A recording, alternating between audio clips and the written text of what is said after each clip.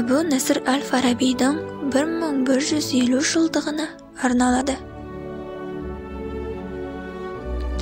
Аты бүкіл әлемге машһур, ұлы ғұлама, данышпан Әбу Насыр әл-Фараби бабамыз 870 жылы Сырдария бойындағы Отырар қаласында туып өскен. Шын есімі Мұхаммед ибн Узлах Тархани.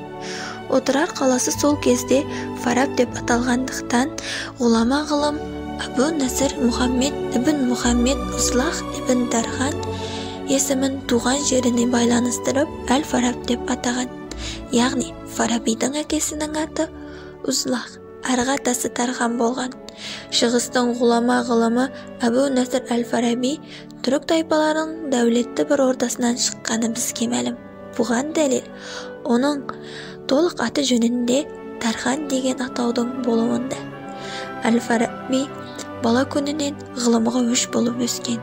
Оның бақытына орай сол заманда Отырарда аса бай кітапхана болған. Әл-Фараби парсы, грек тілін үйренеді.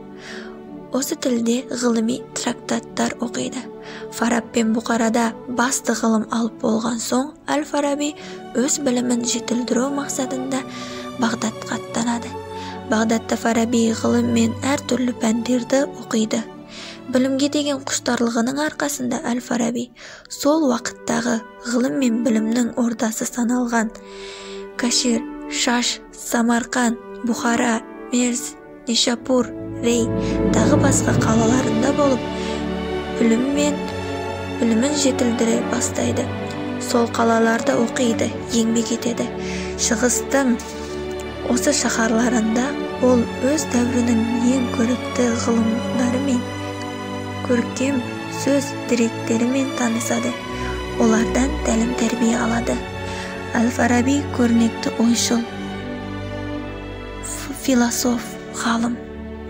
Өзінің білімге мен сауаттылығының арқасында Аристотельден кейінгі екінші ұстаз атауына ие болады. Әл-Фарабидің шығармашылығының мұрасы орасан зор.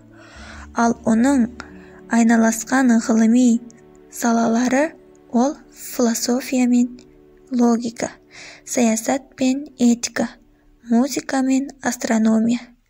Ғылыми еңбектерінің ең әйгілісі қайырымды қала тұрғындарының көзқарастары жайлы трактат деп аталады. Оның атақты музыка туралы үлкен трактат деген шығармасы әлемнің көптеген елдерінде аударылған.